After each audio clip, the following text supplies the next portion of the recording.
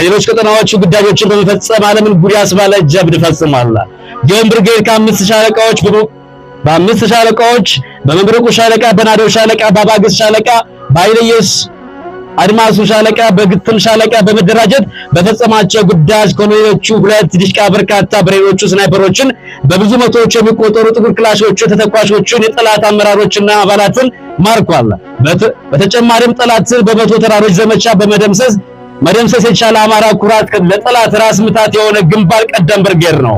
በዘመቻ መቶ ተራሮች አሽፋ ላይ ኮሎኔል ያሬድ ኪሮስን ከነግብረ አበሮች የማረከና የደመሰሰ ዲሽቃ፣ ብሬን፣ ስናይፐር፣ ክላሽ የማረከ በዘመቻ አንድነት ኮሎኔል አባተን ከነግብረ አበሮቹ በመደምሰስ ዲሽቃና ብሬን፣ ስናይፐር፣ ጥቁር ክላሽ የማረከ ብርጌድ ነው። እንኳን ለዛሬዋ ቀን የምርቃት ፕሮግራም በሰላም አደረሳችሁ ለማለት እወዳለሁ።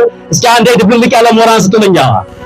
እሺ፣ እናመሰግናለን። ከዚህ በመቀጠል የመቶቻ ንግግር የሚያደርጉልን የአማራ ፋኖ ብሔራዊ ኃይል ምዕራብ አማራ ቀጠና ቴዎድሮስ ዕዝ ጎጃም አገው ምድር 3ኛ ክፍለ ጦር የጊዮን ብርጌድ ሰብሳቢ አምሳ አለቃ ተፈራን እባካችሁ በሞራል ወደ መረጃ አብዙልኝ እስኪ።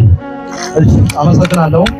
የተከበራችሁ የአፋብኃ ምዕራብ አማራ ቀጠና ቴዎድሮስ ዕዝ ከፍተኛ አመራሮች፣ የተከበራችሁ የኮር አመራሮች፣ የተከበራችሁ የክፍለ ጦር አመራሮች፣ የተከበራችሁ የብርጌድ አመራሮች፣ የተከበራችሁ የሻለቃ አመራሮችና አባላት፣ የተከበራችሁ የፊት አውራሪ ጊዮን ብርጌድ የኮማንዶ አሰልጣኞች፣ የተከበራችሁ የፊት አውራሪ ጊዮን ብርጌድ ሁለተኛ ዙር ተወርዋሪ የኮማንዶ ተመራቂዎች፣ እንዲሁም የዚህ ፕሮግራም የክብር እንግዶች፣ ክቡራንና ክቡራት እንኳን ለዛሬዋ ቀን በሰላም አደረሳችሁ አደረሰን። እንደሚታወቀው ሁሉ የአማራ ስቃይና መከራን ለመታደግ የሚስጥሩ ቀድሞ የገባቸው የሰከላ አውሪ ኮከቦች እነ ሻለቃ ኃይሌ አድማሱ፣ ፋኖ አንዱዓለም አሳብነህ፣ ሻለቃ ደምስ አለማየሁ፣ ፋኖ ተሾመ ጌቴና ሌሎችም የጊዮን ብርጌድ አመራሮችና አባላት ፋኖን በህቡ በማደራጀት ሐምሌ 25 2015 ዓ.ም በአበስቀል ላይ የሚሊሻና ፖሊስን ፓትሮል በመማረክ ሐምሌ 28 2015 የሰከላ ወረዳ የብልጽግና መዋቅርን በማፈራረስ የወረዳው መቀመጫ የሆነችውን ግሽ አባይ ከተማን በመቆጣጠር የትግሩ ፈርቀዳጅ ሆነው አልፈዋል። ክቡራንና ክቡራት ባለፉት የሶስት ክረምት ዘመናችን እንደ ወረዳችን እንደ ጊዮን ብርጌድ በተለያዩ ጊዜያትና በተለያዩ የወረዳችን ክፍሎች መሰረታዊ የውትድርና ስልጠናዎችን ሰጠናል። ለአብነት በግሽ አባይ ከተማ በኮማንዶ ቻሌና ጓደኞቹ አሰልጣኝነት፣ በአበስከን በነድረስ ፍቃዱ ፊት አውራሪነት የሰለጠኑ ወታደሮቻችን በዚህ 2 ዓመት የሰሩትን ጀብድ መዘርዘር እጅግ በጣም ይከብዳል። ጣሊያ፣ ከበሳ፣ ዳንካ፣ ሱሩባ፣ ጓልሳ፣ አምቢሲ፣ ጉንድል፣ አጉት፣ አስዋ ጉደራ፣ ልጭማሮ ገበያ እና ሌሎችም ቦታዎች ላይ በሰጠናቸው መደበኛ ስልጠናዎች የበቁ ወታደሮቻችን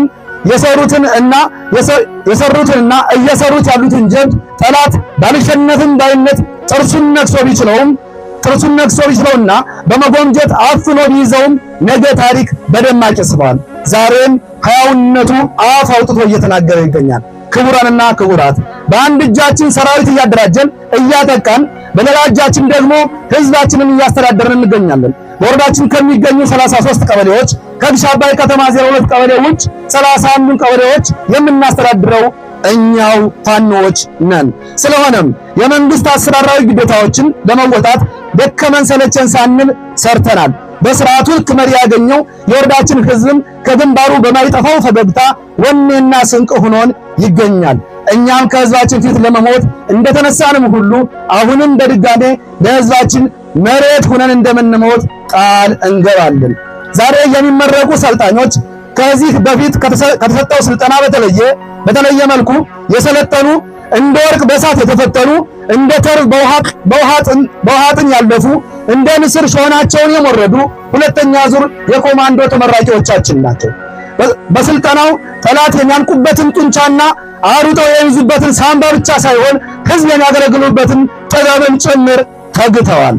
ከላይ የአብይ አህመድ ድሮን ከታች የአሰልጣኞቻችን ፈተና ለ5 ወር ያክል በመቆየት ድል አድርገው የተመረቁ እነዚህ ሰልጣኞቻችን በአይነቱ የተለዩና ጠላትን እንዳይነሳ አድርጎ ለመቅበር የተዘጋጀ ዕውቀት የሸመቱ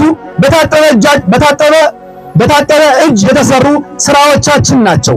ስለሆነም ይህንን በቁም ለማየት ለበቃ ወዳጃችን በሙሉ እንኳን ደስ አላችሁ ለማለት እፈልጋለሁ። ክቡራና ክቡራት አሁን ላይ የግዞት እስረኛው ክርስቲያን ታደለ ምረሩ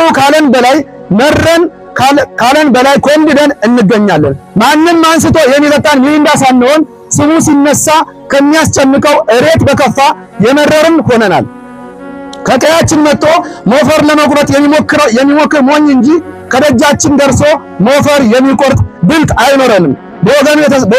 በወገኑ የተሰራብንን ሴራ የሚበቀል የሚሰራውን የሚከላከል ብቁና በቂ ኃይል ገንብተናል።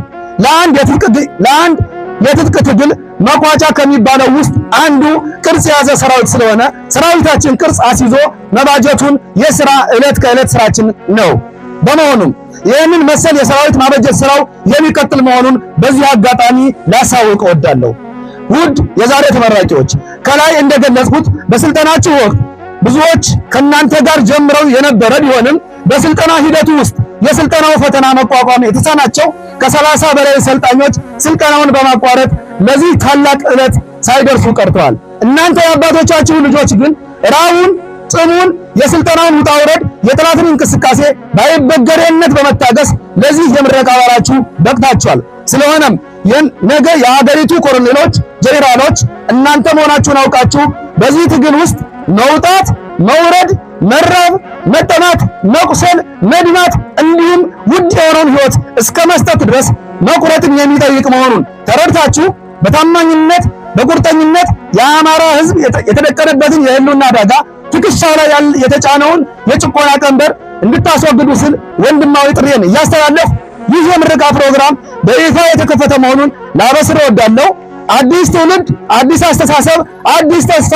50 አለቃ ተፈራው ነኛው የጊዮን ብርጌድ ዋና ሰብሳቢ ጥቅምት 30 2018።